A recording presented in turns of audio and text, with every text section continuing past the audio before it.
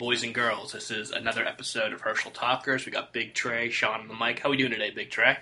Doing pretty good. Hey, we're actually live in studio today. We're both on. It's no Skype this time. Georgia's coming off a pretty good win, 27-0 over Missouri last week. Defense looked great, but that leaky, sputtering offense, 27-0. Sean wasn't happy. He's still ready. He still wants to fire James Coley. Sean, give me your thoughts on the offense last week. Well, Trey, I guess you saw my thunder there, buddy. But yeah, I definitely was not happy with the offense. I think it's probably more categorized or more accurate to say what offense, right? They just looked really out of sync. Admittedly, there's been times over the past, well, really during the entire Jake Fromm regime where we've had, issues or fluctuations or struggles in our passing game. I think most noticeably last year, you tend to see it be more of a situation where it existed for a half, some adjustments were made, and then the offense came back. This year, it seems like, I guess in South Carolina, continuity as a whole has been an issue. There's been any multitude of reasons that have been brought up for it. Some people are saying it's, Jake Fromm. Other people are, saying it's because of the transition of wide receivers. And I think there was even some questions or comments brought up about it potentially being the offensive line injuries we had last week. But needless to say, the offense doesn't give me a whole lot of reason for optimism going into this weekend's matchups on the Plain. First of all, we already know Kirby struggled historically at the Plains, and we'll get into that, I think, at a later time. But it seems like we left a lot on the table, and I think there's probably plenty of room to go around. I think you probably can blame Coley for some of it. I think Jake Fromm missed a couple of reads, and I think there were some questionable offensive line plugs made by Pit Boss. But and we'll get into that as well. Trey, what are your thoughts? Yeah, first off, I will say, all right, the positives was defense looked great, even though that is the third game where we faced the backup quarterback. I was really surprised to read, I think it was Saturday morning when it came out that Kelly Bryant was going to play, so I figured we had this in check. But I think Fromm went like 13-29 for, 173 and 2 touchdowns. I know there was a touchdown to Pickens that was called back. Great pass due to, I think it was it like 5 men in the backfield, what's that called, with the receivers? It was like a legal shift or something, which was bad. And also, when Lawrence Cager went down with a shoulder injury, he had 6 catches for 93 yards. I kind of feel like he is Linus with his blankie, and his blankie was gone, because this is a totally different team. They struggle, and I believe he's going to be out. Lawrence Cager is going to be able to play this week. But yeah, it's just stalling out. You can't kick a bunch of field goals like they did against good teams. I mean, you're going to have to get 7 instead of 3s against Auburn this week. So it's just the same stalling out. He's miscued on throws. I think he put it on Coley. And Sean was calling out Jake Rowe during the game off of 247. It's just when you see something like LSU and Alabama before, it's 46-41. Just like we've been joking around, our offense looks like the Flintstones compared to the Jetsons offense for LSU and Alabama. But it is what it is. That's the way they are. I think Kirby's just going to – they're a great defensive team. They're just going to try to grind you out. And we got a dogfight on our hands at Auburn this week. Well, yeah, I'll tell you. I think that there's been the issues concerning Jake Fromm and James Coley have been, I think, hashed over, 6 half a dozen ways by everybody under the sun, right? I'm coming to the point where, at least as to Saturday, I think some of that blame needs to go on Pittman. When Trey Hill got hurt, you bring in, as we call him, Swiss Army knife, Cade Mays, but as we both know, offensive center's position where you're responsible for, blocking schemes and things like that and calling the blocks at the line of scrimmage. So it seems like a position where you ought to be focused on it, right? Solely and exclusively, like the old adage goes, you're either, a master of something or a master of nothing. And so to me, just to bring in a guy who you've, over the course of his career, played all over the place, Probably doesn't seem like he was the most prepared guy to be the backup center. You got the 5-star from Alabama we brought in. I don't know if he's redshirting. I don't know if he's just not picking up the playbook, what it is. But talking about Clay Webb. But there was at least one drive, if I'm not mistaken, where there was a botched center quarterback exchange. I think that took us pretty much all the drive out. Right, cost us points. Right. So I don't really know what the deal is with just playing Cade Mays. I understand he's immensely talented or whatever, but this isn't pickup basketball, right? You don't put your 5 best out there to just, ball. There's got to be somebody who's just really good at playing the center position, and not everybody is.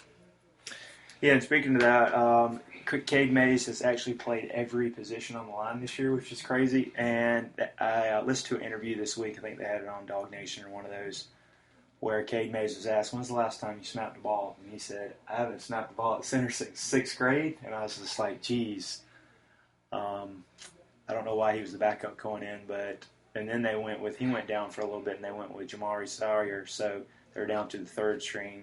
And it seems center. Like they actually settled down some when Jamari Sawyer got in there, right? Yeah, I think he'd be your best one going forward. Put Cade Mays somewhere else. But we look really bad. They're banged up. I mean, Isaiah Wilson went down, Cade Mays. You also had Trey Hill, but I think everybody's going to be okay. The one I really want to see is how healthy is Lawrence Cager, because he's the key to the offense. He's like the motor without Jake Fromm and DeAndre Swift. But it's going to be really tough going against. Well, looking at the game this week, Auburn, number 13 total defense, Georgia, number 2 defense. I think this is going to be definitely a defensive struggle. But what do you see as keys to the game? We know what Sean usually says keys to the game are, but going up against, I forgot his name, the monster over there. Oh, yeah, Derek Brown. Derek Brown and that defensive line. What does Georgia need to do, and what kind of matchups do you see going into that? Well, good question. To me, it's a little bit analogous to when we played Florida, in that you're going to need your offensive line to dominate. I don't know if Auburn's as good at rushing the quarterback from the ends as Florida was, but I think they're a whole heck of a lot better on the interior as far as disrupting the run. So kind of similar to what the line did at Florida, although you're probably going to need it from your inside guys. You're going to want our offensive line to kind of set the tone to open up some holes, let Swift go.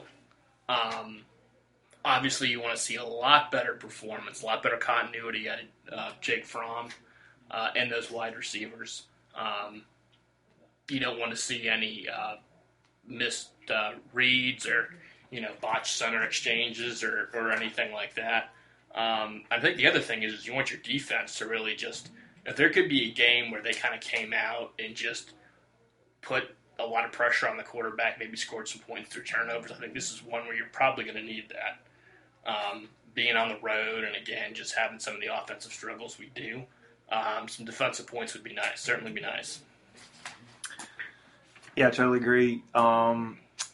Cager's going to have a big game. One that I'm going to look at is George Pickens have a big game. First, he was highly recruited by them. We flipped him. He is an Alabama guy, so I think when you go back to your home state, you're really motivated to play well that game. And it's going to come down to Fromm's going to have to make about 3 or 4 really good throws and move the chains. He's going to have to be money like he was in Florida on 3rd down. That'll keep us in the game. But I got a feeling the way Kirby and Coley are, it's going to be run first couple of drives. And we do have more athletes than them, but we got to somehow move around that defensive line. And I think we're going to have to take some shots on the secondary if we have time. But if we start turning the ball over, and another thing I'm scared about is being on the road at Jordan-Hare. The way Sean mentioned, Kirby infamous for 0-3 against the West, got blown out each year. So he's got to figure out how to get a win. That's what I'm really scared about. As of right now, it's Georgia minus 2.5, so they're only favored by 2.5 points. So Vegas is not really looking at Georgia being too confident this week. But yeah, we'll see. And I'm not really scared of is it Whitlow, Boobie Whitlow, and Bo Nix. Bo Nix has really struggled this year. 12 touchdowns, 6 picks. Looked really bad against LSU and Florida defense. So I got a feeling we can contain them. But this might come down to some field goals. But I'm going to go ahead and make my pick. I like Georgia 24-23 with a Rodrigo Blankenship field goal to win it. We're going to lean on them a little bit in the 4th. And we got a little bit more athletes, I hope. What's your pick, Sean? Hey, first of all, if you want to be Homer about it, I guess you could. The reality to me is, I think, as Vegas has indicated, it's a coin flip game, right? It's really which quarterback comes out and plays the best.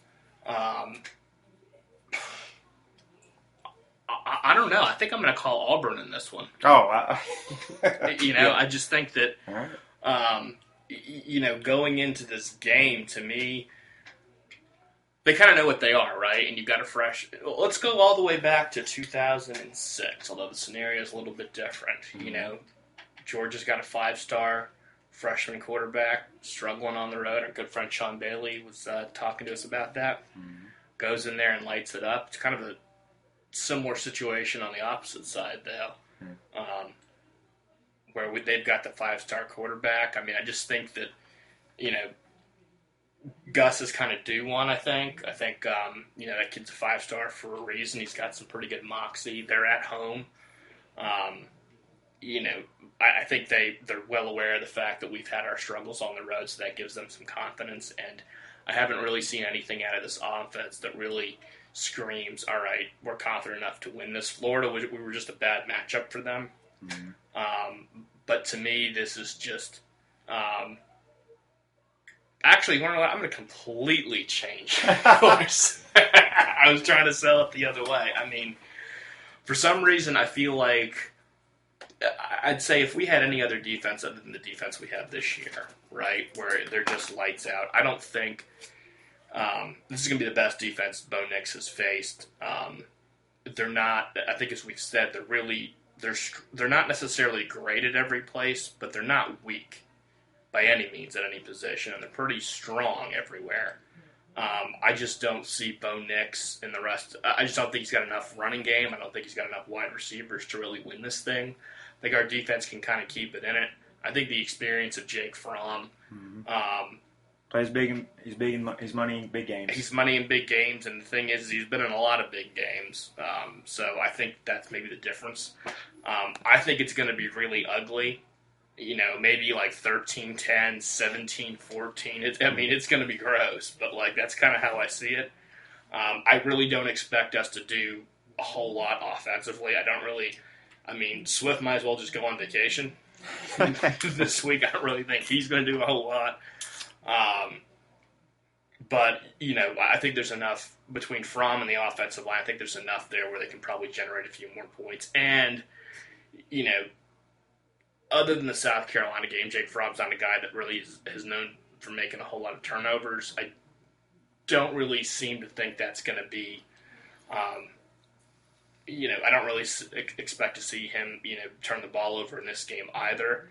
I certainly expect to see Bo Nix do it. And again, I think the turnovers they're just going to put us in a good enough field position for us to get some points. Yeah, I can see that. Another thing that worries me is they're coming off a bye week. And I bet you they exclusively focused on, of course, Georgia for 2 weeks. That's another thing that scares me. 3:30, Jordan Hare, because we got blown out in 2017. We were number one going in there. We'll give you 41-17. Something so I've been nervous about this one for a while. A lot of people circle this one as probably the loss. No one saw that South Carolina game. But it's sudden death. You can't lose anymore. If you lose, you go to the Outback Bowl or the Sugar Bowl. And you just got to keep going, and then you got Texas A&M next week. Say keep chopping wood. Yeah, I don't know about chopping wood. He's going to chop wood this week. He's going to try to lean on them. But what's your pick then? You went back and forth there. Give us a pick. Like I said, I just don't see, unless a Fromm gets hurt. I just think that the difference is going to be that it's going to be the turnovers, right, and who makes more of them.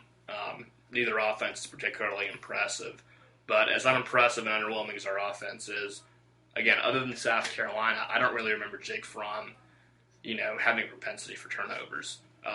However, Nix has so far, and again, not his fault. Completely different situation, completely different supporting cast, but I think those turnovers in this game are going to be the big thing. And so with a sputtering offense, if you can get a turnover, get it, on the other team's side of the field, it's a lot better than having to go 80 yards with basically a radio flyer wagon for the offense. So you're picking the Dogs. Is that what you're saying? Like I said, I'm thinking right. again, 17-13, something like that. 17-14, I like it. 13-10. It's going to be ugly. All right. Because if you were going to pick Auburn, we were about to call you Aaron Murray for picking Mississippi State 2017. All right, another thing I wanted to ask. Kirby's doing coach speak and saying Trey Hill's going to play.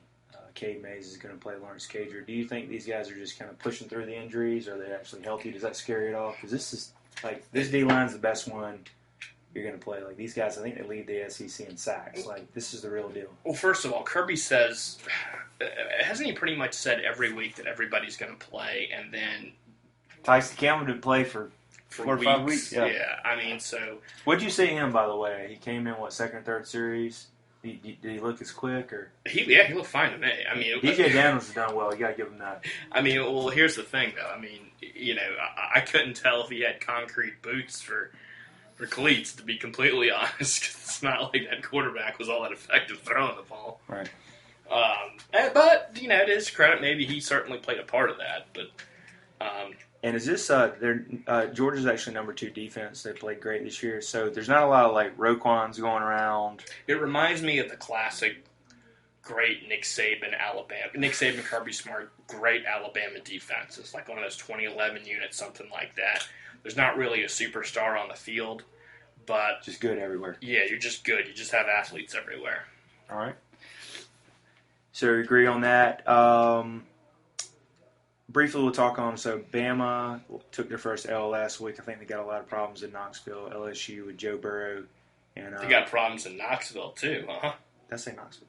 Yeah. Baton Rouge, sorry. Joe Burrow. Anyway, 46-41. Orgeron gets his career-defining win as a coach. What was your thoughts on that game, Sean? And do we have any shot matching up with LSU in a couple of weeks? Well, my initial thought was... Be honest. At Orgeron, I now know what Cookie Monster would look like if he, had a bro moment crying on the field. All right. I mean, no, honestly... This feels like 2011 to me again. Remember, we hung in there with him for a quarter, and then Malcolm Mitchell dropped that ball, and then the wheels just flew off. Well, as far as the Alabama-LSU game goes, that was a classic. LSU jumped up early, and then going into halftime, it looked like that thing was over, right? Where they up by 20 points, and then, you got to give it to the Pineapple. I mean, he rallied them. They made a pretty damn good comeback, and then in typical fashion that great teams oftentimes do in a big game, LSU kind of made that last surge and iced it. Joe Burrows is ridiculously impressive. That's your Heisman Trophy front runner now, right? Oh, unquestionably. As far as whether or not we have a shot, not really. Like, I see us being at least 10-point underdogs, and it's not that I don't think our defense can match up with that. I'd match our defense up against anybody, and I think we're going to give them problems. But I think that the issue is that, they're going to have one of their tougher days that day with a guy like Joe Burrows in that offense. So you're looking at giving up, 20-plus points, probably. You may even give up 30. I don't really feel confident that our offense can score 35. Yeah. But it's funny, though, because if we went back to this exact same time last year when we're talking about how do we match up at Alabama, our concern was we didn't think that our offense could score that much against Bama. Maybe they can. I'll tell you what, our defense certainly, showed up. It was just, I think our Achilles heel against Bama has always been that. And they did in that game too, Trey. Like, I'll say it. Like, they made great halftime adjustments. They came in, got their offense rolling. Defense started to shut down LSU some. In these type of games with Bama, the issue has been that we haven't been able to find that, after they've made the adjustments and kind of contain what we're doing, we haven't been able to take that next step to, adjust back, to plays that are going to let us be successful. So, no, I mean, I think you're right. It's probably something similar to 2011. I think the difference between 2011 And this year, though, is that I think if you were to look player by player, which team's more talented, to me it's us. Like across the board, except for maybe the quarterback position, right? I mean, Joe Burrows is just a freak. And maybe at wide receiver, but I feel like wide receiver is a bit of a push. But running back, offensive line, all across the defense, I think we're clearly the better team. Maybe at defensive back, it's probably a push, and they might be a little bit better. But line to line, offensive backfield, defensive line, linebackers, our front seven, we're better. You feel like that would kind of give you enough to be successful. But again, with an offense like we've got, I just don't think it's going to work. Yeah, I mean, riding back from that after watching 27-0 and that leaky, sputtering offense, I was thinking LSU will blow us out by 2 or 3 touchdowns. But I think the key to the game, the way Georgia could hang around, is LSU's going to score quick and in chunks. And I think if Georgia can get time of possession, run the ball, can kind of lean on that defense a little bit and kind of just hang around 7-10, and then the second half make some adjustments, and Jake Fromm can play the game of his life. No turnovers. If we can hang around that 7 or 10 and we can get them hanging around till late third and we're still in it, I think we got a shot. But if they jump up, 21-0, 21-3, the way we kick field goals, our offense isn't built that way to come from behind, so that's going to give us problems. But if that defense can cause some turnovers and get in Joe Burrow's face, even though he's really slick, he kind of reminds me of I don't know, Russell Wilson or something, just runs around in there and extends plays. But that's the only way I believe we can hang around with them. But that'll be coming up. You lose this week, though, I mean, that Texas A&M game is going to really be tough, and probably looking at Sugar Bowl or Outback Bowl. So let's hope they can get through Auburn this week. That'll be huge, and I believe we clinch the SEC East if we win, because we've got that head-to-head with Florida. But anyway, looking ahead, playoff rankings came out last night. I was a little surprised, but Sean, I'll throw these at you. So you got LSU 1, which they deserved. Ohio State, who's just been blowing people out. Number 1 scoring defense and number 1 scoring offense. Hung 73 on Maryland and didn't even have their top Chase Young defensive tackle, which is crazy. So that's deserved. Clemson's number 3. Georgia jumps in there at number 4. And Alabama is number 5. And I was happy with that because I am Bama fatigued. But what's your thoughts on the playoff rankings as of now, Sean? To me, it's I don't think they got it quite right. I don't think the issue I have with it, and I guess they're looking at the whole body of work. First of all, I think they got 1 and 2 right. I think LSU's unquestionably deserving of the number 1 ranking because they've beaten how many top 10 teams? 5 already? I think it's 4. 4? It's crazy. Yeah, well deserved. Yeah, and then Ohio State number 2. To me, I think Ohio State thus far has been the most impressive team on both sides of the ball in the country. I think it's their national title to lose. Mm-hmm. And then at number 3, to me, Clemson, all right, they're undefeated, so you've got to put them there, the defending national titles, defending national champions, rather, no matter what anybody says. That's still gonna play a part, right? So the thing is that makes some sense. I think where I have some issues, though, is that you've got, if you're going to put a 1-loss team at number 4, I don't know that Georgia's deserving of being that team. Maybe over Alabama, right? But, As of now, but that's still debatable, right? I guess we're kind of put over them. What were the things that we had over Alabama at this stage? Yeah, what I agree with Georgia being number 4 is Georgia at the time has beaten Florida, who's a top 10 team, and they beat Notre Dame, who's a top 15 team. And Alabama has not played or has not beaten a ranked team. Their probably highest ranked or highest rated team or best win is Texas A&M, who's 6-3. They're not even ranked. And then the only team that they've actually played that's ranked is they lost by 5, even though it was the number 1 team. So that's the reason for me is strength of schedule wise, they haven't beaten anybody. I know they got Auburn. If Auburn beats Georgia and they beat Auburn, who's could be in the top 10, that would be a huge win. But as of now, they haven't beat a ranked team.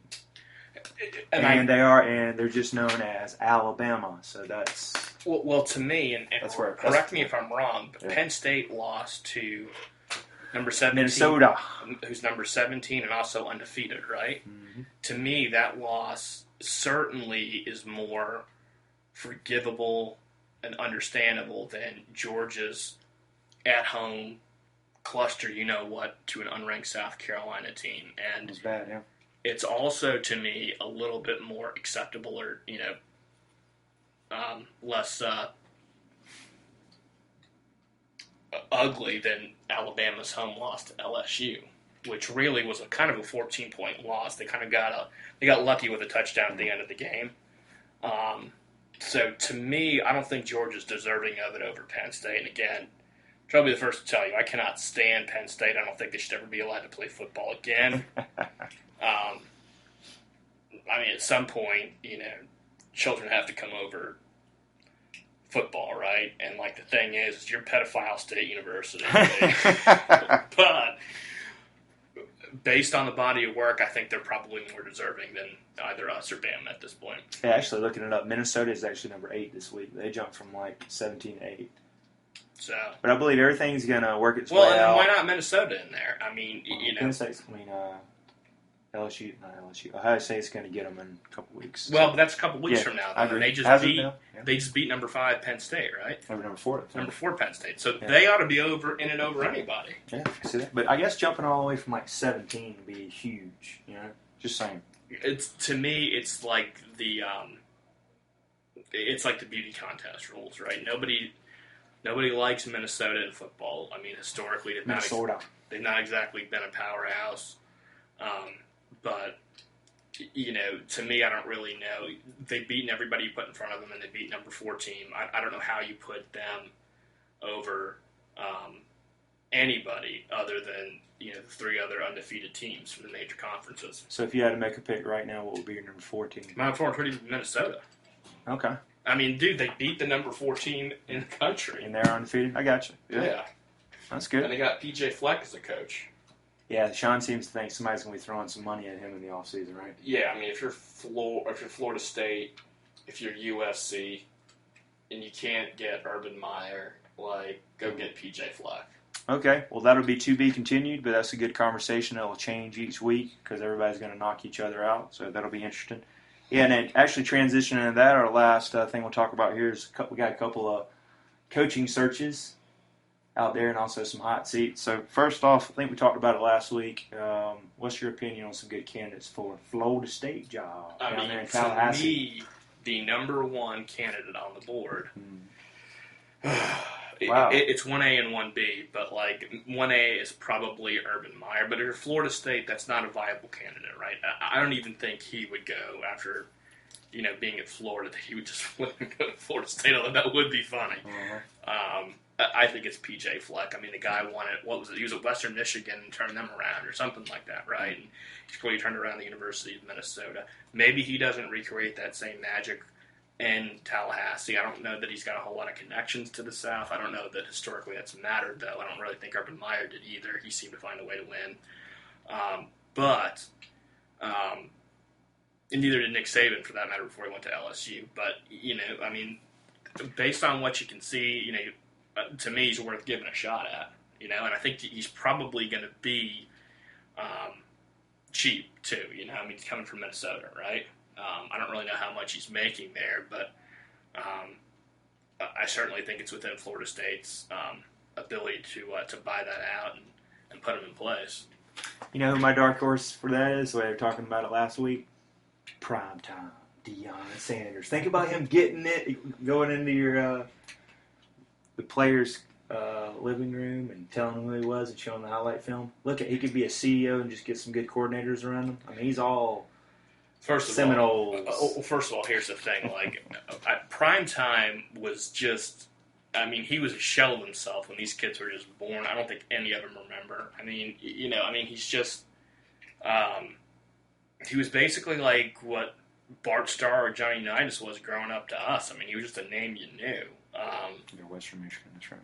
I don't really see him as being like a legit candidate. And I don't know why at his age he'd want to get into it and put up the headache either. That was a joke, by the way. Well, how about the name that initially came out? Any more about Big Game Bob Stoops? Any more from him? Or No, I mean, to me, you're probably, Bob had, if he was going to take a job, to me, it would have been the Florida job that was open last year. I mean, he was their defensive coordinator from maybe 95 to 98. He helped them, win a national title. And, I think, although nothing ever formally came out, I'm hard-pressed to think that Florida at no time during either of their two post-Spurrier coaching vacancies, or what was it, 3 post-Spurrier coaching vacancies, didn't reach out to him to see if there was interest. I just don't know why now, after he's retired from Oklahoma, there'd be this sudden interest to do it. I just don't think it's viable, And the other thing, too, is it's not like he was exactly great at in Norman towards the end. It seems like they had kind of fallen back down to earth. If you're looking for a Stoops brother maybe to go after, what is it, Mike Stoops that's at Kentucky? He might be an option. I mean, I know he's not as impressive as some of the other candidates or big names out there, but he certainly turned Kentucky into a winner. But again, to me, Minnesota versus Kentucky is an orange versus a tangerine. You know what I mean? It's just it's the same damn thing, really. It's just and PJ Fleck's had a more impressive resume so far. So. Yep, that'll be to be continued on that, but it'll be really, really interesting. And then the next one that just happened, I think it happened last Sunday. Chad Morris fired from Arkansas. I believe he was 4-18, had not beaten an SEC team in 2 years. I know it was a dumpster fire when he jumped on there, but really tough. He's a good offensive coordinator at Clemson, and also had a little bit of cup of coffee at SMU. So I don't know. Sean said I'd take him at OC for Georgia. But thoughts on that? And it sounds like a lot of people may be interested in the Arkansas job, but it sounds like it might be. They think it's more than it really is because it's going to be hard. They're way down in the West. It's just going to be hard to recruit. Brett Bielema was there, and I think he left him with a little bit.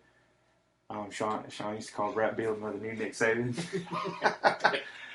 Well, the rumor on our end, and I hope it doesn't happen, is Sam Pittman might have been in contact, or the rumor on him. He wouldn't take that job, would he, Sean? Sam Pittman, Georgia's offensive line coach? I mean, I don't know. I mean, if you're offered enough money in a head coaching gig, why wouldn't you take it, right? I don't really know if he's, how much interest there's been on that end, though. It would certainly hurt from a recruiting standpoint. Hopefully we can get somebody else in there that can recruit the line. I think if you're Arkansas, though, there's got to be other people you're looking at ahead of them, like maybe Mike Norville at Memphis. Mm-hmm. Some of these other guys.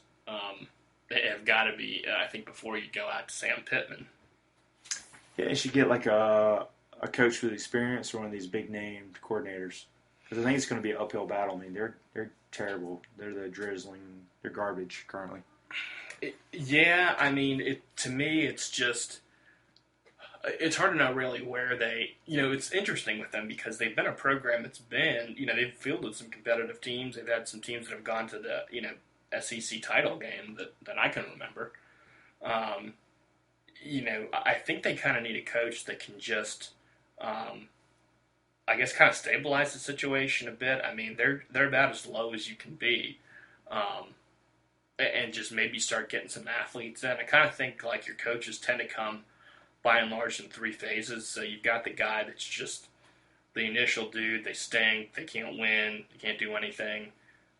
Then you kind of need the what I call the sacrificial lamb. You need the guy who can come in and at least stabilize the program, get you some decent players in, but he's not going to be able to turn that corner enough to win, so you let him go. And then you have a guy that really kind of helps you win. And so I think that they just need somebody that can at least just elevate the talent pool there and probably make them competitive again.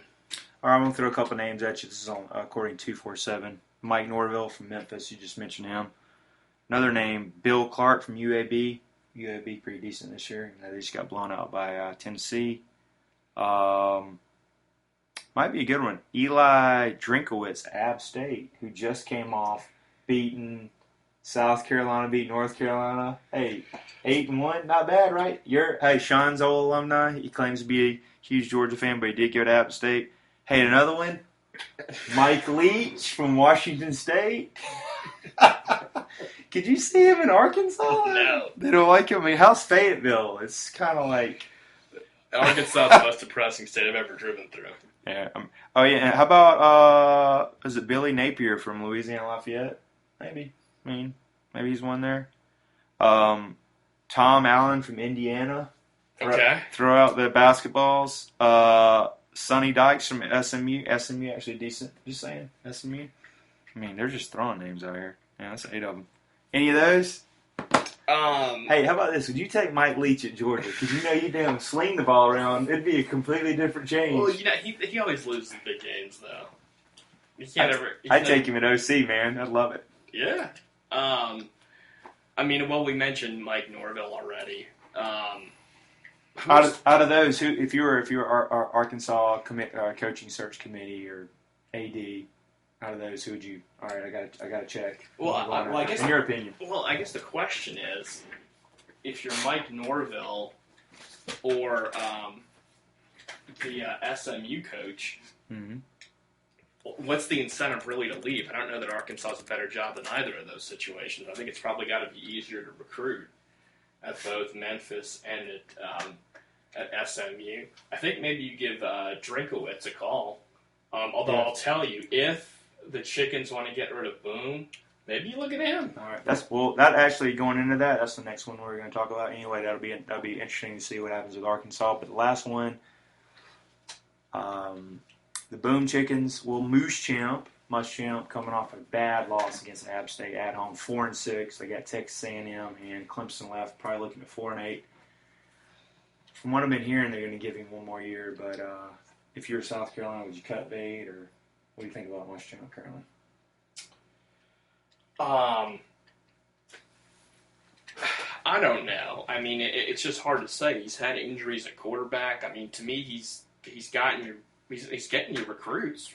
Yes.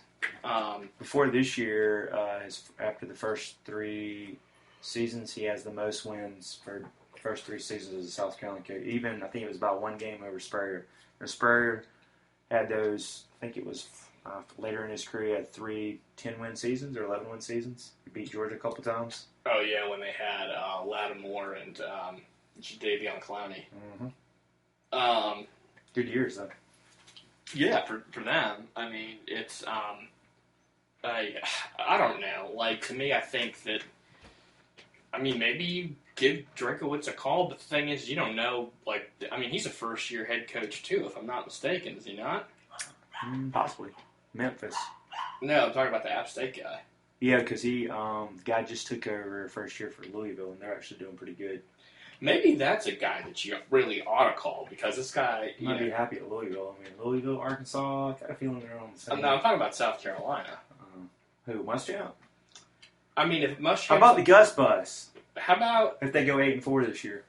Well, hang on, let's finish up. Go ahead. With, I'd say you give that Louisville. There's no way that Louisville's a better job than South Carolina, right? Yeah, he's turning around. He's a good coach. Yeah, I'd go ahead and say, hey, let's just give him... If they get rid of Muschamp. I got a feeling from what I've been reading, he gets one more year. Yeah, I do too. Yeah. You know, plus we got to go down Columbia for that revenge next year. He's not ready to come out of the oven just yet. Yeah. But Gus Bus, Mike Norville all day, man. Give him a call. Give the dude from SMU a call. I mean, it's... Well, I'm just saying, Gus Malzahn rumored 2 years ago, of course. Let's just say Georgia wins this week, and they lose to Auburn 8-4. You're looking at Gator Bowl. I know you don't want to hear that. AutoZone. Didn't they fire Tuberville after going 8-4 though? He went 8-5 last year. Remember? Didn't they did they win that bowl game? Anyway. But didn't Tubbs get fired after going 8-4? Might have been, yeah. Tuberville. So, you know, there's a program right there that doesn't give a damn, honestly. I don't know what that buyout is. Might be 1 more year.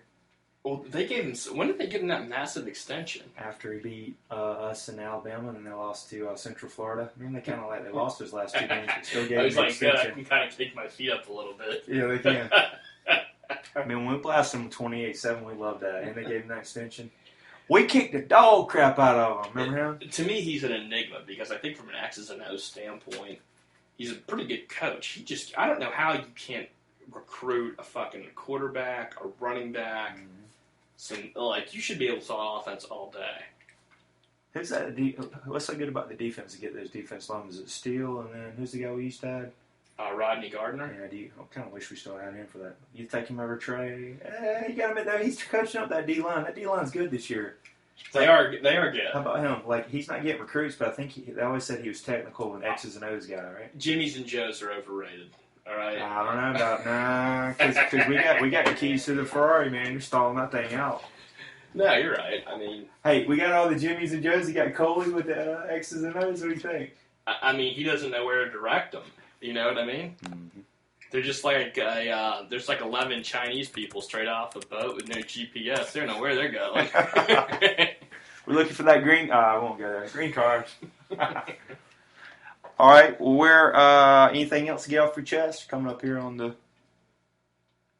I really hope we part ways with James Cole. He's recruited great for us, but just Sean's done with him. He's not a player. You're never going to win. The thing is, he's not going to get you that national title. And the thing is literally we're going to be at the dock watching a team with national championship potential piss it away again. I mean, what's most infuriating to me is Justin Fields. Oh, yeah, I agree. I was about to say you got Ohio State's probably going to be in the playoffs or better. He's probably going to win it unless he gets hurt. We might be sitting at home. Yeah. Only thing we're hoping on is defense travels. Got a good defense, and they're deep. So we'll see. Yep. All right, man. Well, it'll be at the Plains. Hopefully Kirby can get his first win on the road against the West team. It'll be Georgia on the road at Auburn, 3:30 CBS. Go Dogs. Go Dogs, and we're the Herschel Talkers, and we're out.